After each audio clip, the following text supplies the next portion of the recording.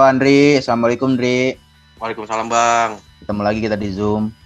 Yoi. Mau bahas apa nih kita di Zoom nih? Mungkin kita bahas itu Bang ya, Piala AFF kan ya Bang ya. Untuk Desember kan udah mulai Bang ya Piala AFF. Oh, Timnas sendiri sedang melakukan rangkaian persiapan kan Bang, TC di Turki ya. bener-bener. Piala AFF 2020 emang bentar lagi sih, 5 Desember ya. Sekarang udah tanggal 29 November ya. Iya. Iya, jadi Piala AFF 2020 ini mulai dari tanggal 5 Desember sampai tanggal 1 Januari 2022, ya kan? Iya, Total dari rangkaian Piala AFF itu ada 26 pertandingan yang mana nanti finalnya ada 2 leg. Leg pertama, leg kedua. Biasalah Piala AFF ada 2 leg kayak gitu. Terus Nah itu emang ditunggu sih Bang, lek-lekan gitu Bang. emang dari zaman sejak kapan ya? Sejak zaman Piala Tiger kalau nggak salah Bang. Piala Tiger ya. Iya, dulu kan Piala Tiger kan. Nah, dari itu tuh Timnas Indonesia masuk grup neraka, Ri, katanya. Grup B itu berisikan Vietnam, Malaysia, Laos, dan Kamboja. Ya agak menantang sih ya sebenarnya ya Timnas Indonesia ini. Vietnam sebagai juara bertahan 2018, kemudian Malaysia juga dikenal sebagai rival abadi Timnas Indonesia ya. Iya. Lalu Laos katanya juga akan memberikan kejutan, dan Kamboja katanya ada mengalami peningkatan cukup signifikan bersama Keisuke Honda sebagai manajer timnya. Bang, bicara soal timnas, gue dengar ada yang jadi sorotan nih Bang dengan performa timnas Bang. Katanya kan nggak pernah juara Piala AFF Bang ya, atau bisa dikatakan runner up abadi Bang. Kata negara tetangga itu gimana tuh Bang?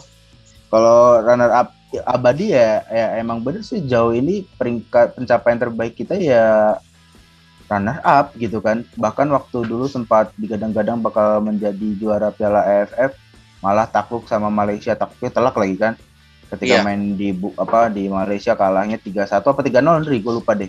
3-1 kalau salah Bang. 3-1 ya, terus habis itu pas di GBK menang 2-1 ya udah. Itu padahal yang digadang-gadang menjadi momen terbaik timnas Indonesia bersama Alfred Riedel ya kalau nggak salah ya. Iya, benar Bang. Ya tapi kan untuk menghadapi kritikan-kritikan atau sindiran-sindiran halus dari negara tetangga itu, timnas Indonesia bersama PSSI melakukan pemusatan latihan. Mereka berangkat ke Turki dengan niat khusus, dengan tujuan yang khusus, dengan tujuan yang sempurna gitulah. Di Turki pada hari Kamis 11 November lalu, mereka menjalani 3 serangkaian laga uji coba.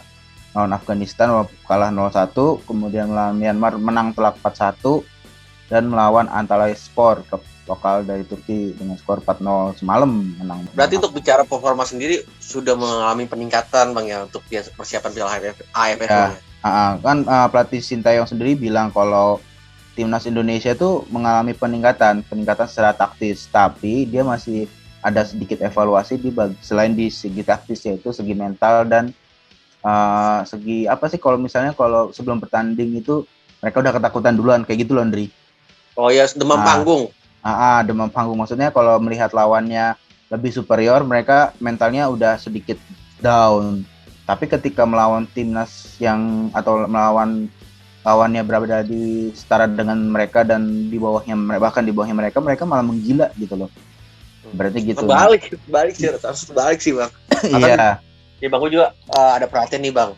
Kan sebelumnya di ajang Piala AFF ini sendiri kan PSSI mentargetkan juara Bang ya. Ketika nggak juara bakal ada evaluasi untuk Sintayong. Nah, belakangan ini target itu direvisi Bang. Oh gitu. Karena tuh dia PSSI sendiri menyatakan untuk ajang kali ini tidak ada target Bang. Oh iya, kenapa? Mungkin karena terbatasi pemanggilan pemain, kan tiap klub dibatasi Bang, yang hanya 2 ya. Piala AFF kali ini kan bentrok sama Liga Bang. Liga masih mulai Bang. Liga kita masih mulai, masih tengah musim mungkin bisa katakan. Iya, jadi semacam pro dan kontra.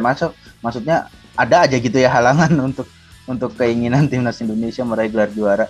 Iya, terus kayak Akmal sendiri kan pengamat olahraga, Akmal Marhali Bang ya, dia kaget Bang dengan revisinya target lah, kata dia sih bisa kenapa kemana ada target juara sekarang udah nggak ada gitu Bang.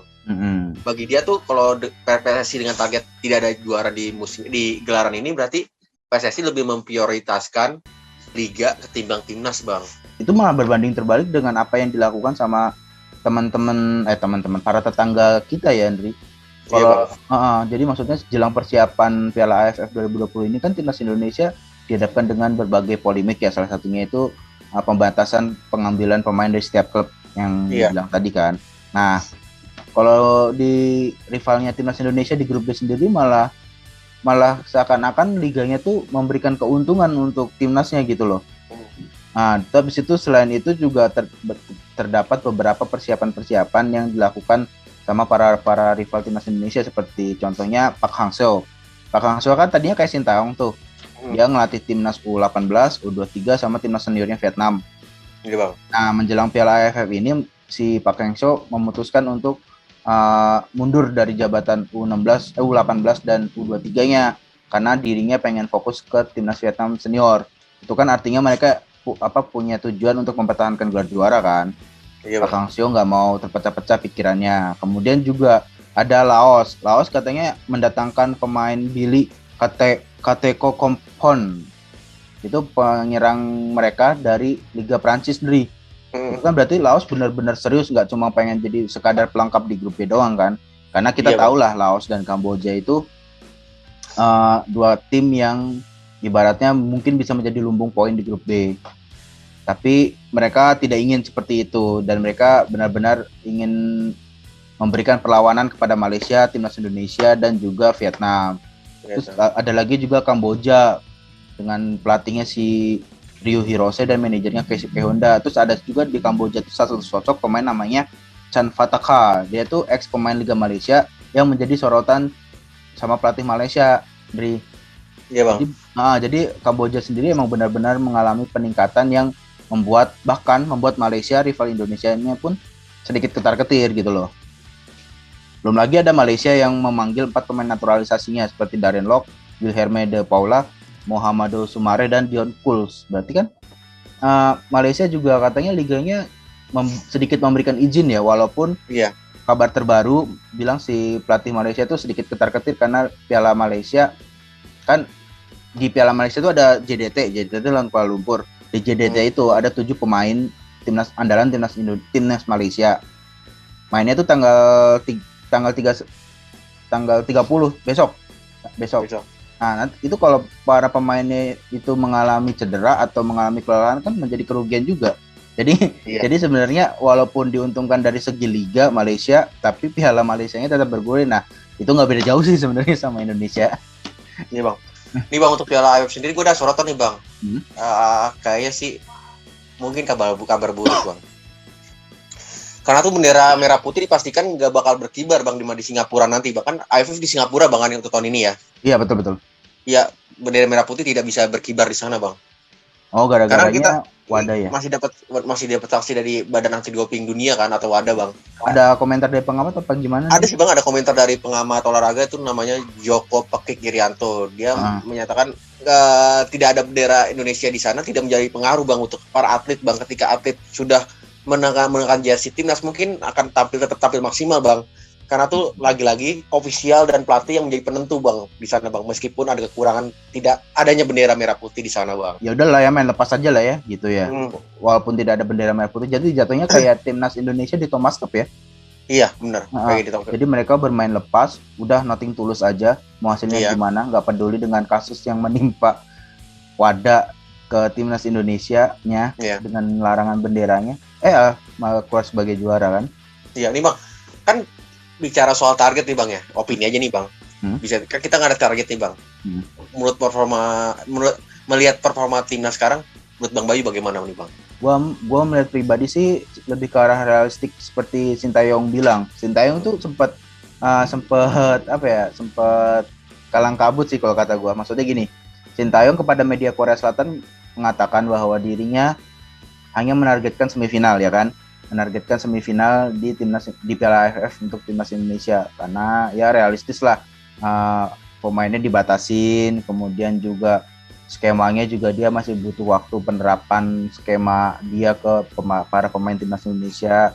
Tapi ketika di PSSI katanya dia optimis juara, fokus juara gitu-gitulah kan. Nah, maksud gua gini, sebenarnya apa yang diucapkan Sintayong di media Korea waktu itu tuh, di Korea Selatan waktu itu tuh, itu emang jawaban terbaik sih untuk pandangan gua. Karena kenapa? Karena kalau melihat dari komposisi pemain Vietnam atau komposisinya Vietnam dan komposisinya Thailand atau Malaysia itu tuh bisa dikatakan sedikit di atas Indonesia, Ndri. Iya bang. Dari lagi-lagi kita balik lagi ke regulasi pemain yang liga itu loh.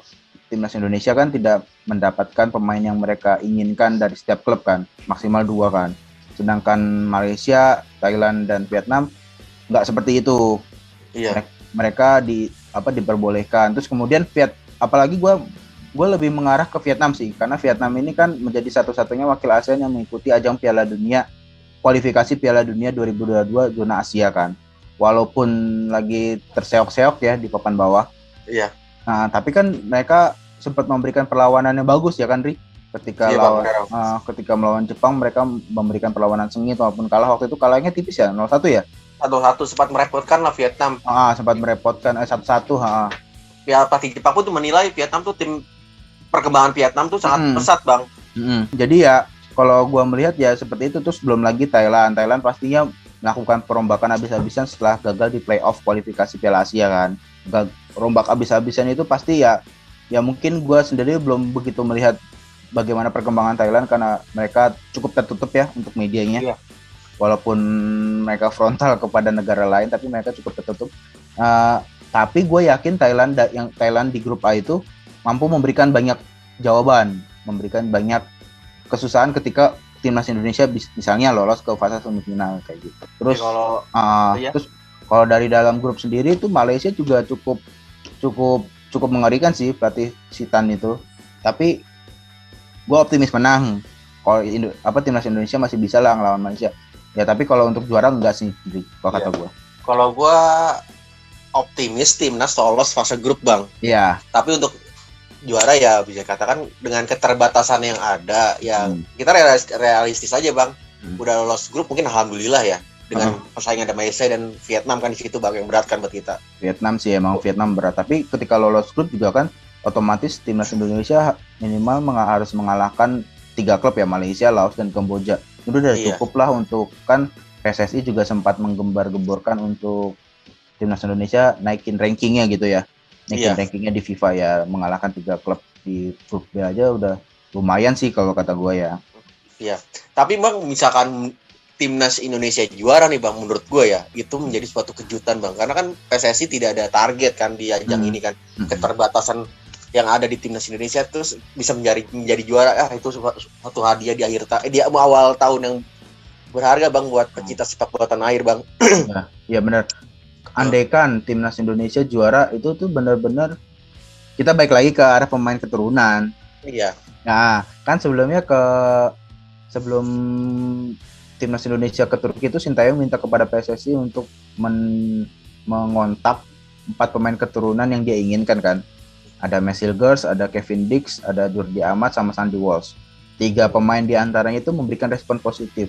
Nah kalau misalnya timnas Indonesia juara Piala AFF, bukan tidak mungkin pemain-pemain keturunan Indonesia di Eropa lainnya itu mengajukan diri gitu ke PSSI untuk kayak Elkan Bagot gitulah ibaratnya kan. Jadi pamor sepak bola kita lebih meningkat lah ya. Lebih meningkat bener banget. Terus habis itu juga ya walaupun agak susah sih, lu tahu kan isu Emil Audero? Tahu bang. Ya walaupun agak susah ya nggak mungkin juga mengingat dia kan nggak dipanggil Roberto Mancini. Terus timnas Italia juga berpotensi gagal tampil di Piala Dunia 2022 kan karena satu bagan sama timnas Portugal. Terus walaupun ayahnya si Emil itu memberikan pesan pedes ke PSSI, tapi ya bukan tidak mungkin juga kalau misalnya timnas Indonesia juara kan Piala AFF, pasti kemampuan pemain skuad Garuda meningkat, bisa bicara banyak juga di Piala Asia mungkin.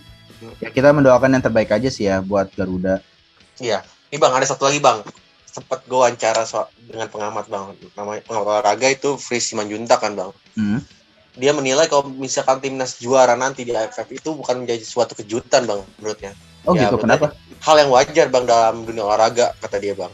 Ketika gitu. Tim menjuara karena tuh tiap tim mempunyai kekurangan, tapi kan tiap tim berproses bang dalam piala atau kompetisi yang dilakukan itu bang. Ketika berproses itu dan meraih hasil terbaik, ya itu bukan suatu kejutan kata dia bang. Karena setiap tim pasti ingin juara meskipun nggak ucapkan di media atau di publik gitu bang. Dari tahun ke tahun timnas Indonesia udah ngikutin Piala AFF, harusnya belajar gitu kan, belajar dari pengalaman ini, belajar dari pengalaman itu. Tapi yang menjadi sorotan adalah timnas Indonesia menjadi negara ASEAN yang paling sering mengganti pelatih dari.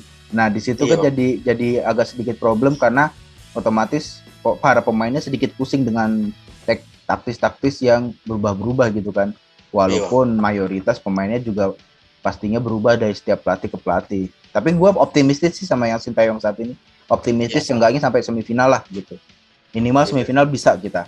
Mungkin masuk final tapi juara agak sulit, tapi gue final bisa gitu. Apapun buat timnas kita pasti kan memberikan dukungan terbaik bang pada Sintayong kan bang ya. Betul banget. Lagian kalau mereka juara kita juga kan yang untung. Iya benar. Juara jangan berpuas diri, kalah jangan dihujat bang. Oke sih. itu pesan yang bagus untuk teman-teman G-Sport. Iya. Ya udah deh kalau gitu. Mungkin pembahasan untuk Piala AFF dan timnas sudah cukup bang untuk saat ini ya, berarti kita tinggal melihat perjalanan timnas aja nanti bang bagaimana bang. Mungkin minggu depan kita juga akan membahas Piala AFF lagi ya, karena kan udah tinggal sehari ya, tinggal persiapan akhir. Persiapan akhir. Karena minggu depan kan tanggal 4 ya kalau nggak salah ya. Iya bang. Apa tanggal 5? Lupa deh. Pokoknya minggu depan tuh udah hari pertandingan seingat gua. Gua Andri. Gua Bayu. Salam G-Sport. Salam G-Sport.